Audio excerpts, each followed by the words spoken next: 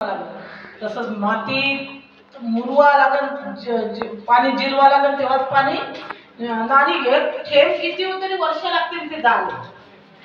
एक थेंब 100 वर्ष लागतील ते. म्हणजे आता सांगितलं साहेबांना 500 मीटर बोर करायला 500 वर्ष करायला कुणाची. आपण ती पाण्याची बचत करायला पाहिजे. प्रत्येकाने पाणी कुणी मार हे घेते मळी मोटर आधी करीत चालू पाणी मारणं विनाकारण वेस्ट करते. एका बाबतीत काम होणार तिथं दाबायचे. तर हे गलत आहे. त्यांना हे नाही की डाय झोन मध्ये आपण कसं पाणी खर्च करावं. मी आता एक तर प्रशिक्षणाला येतो, मला माहिती आहे अनुभव. मी खरंच माझ्या घरी मोटर चालूच नाही करू देत. पाणी आपण तेवढं वापरतो. काय कसं किती आपण स्टँडर्डच्या नावानं काही खूप वाया जातात. खूपच वाढ. आम्हाला प्रशिक्षण तिकडे पुण्या गेल्याने नेते आम्हाला जिल्हा परिषद जागा मला इथं बोलते. हो यशोदा. तर हे सगळं आणि असेच लोक खूप चांगले यायला मार्गदर्शन मिळाले. शिकून येते तेव्हा साधं नाही यायचं मार्गदर्शन. आणि प्रशिक्षणाला तर प्रत्येकाने यायला पाहिजे. सरपंच आहे तर 5 वर्षात बोलवून तुम्हाला मग तो बोलवणार नाही.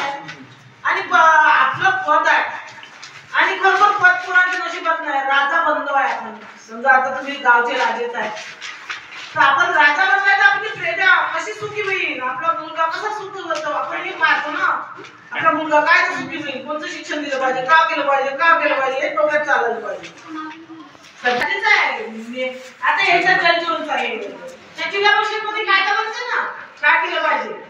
समितीमध्ये शिक्षण समितीचा प्रश्न उठते, कायदे बनते. असे तिथे मी जिल्हा परिषद आणि विधानसभा आणि तिथेच कायदे बनते ना.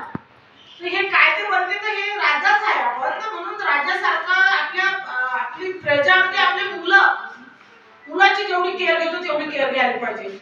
द्वेष सोडून म्हणजे खूप जरुरी आहे. नाही तर आपण कधी प्रत्येक जण एकामेकाला कनेक्ट आहे.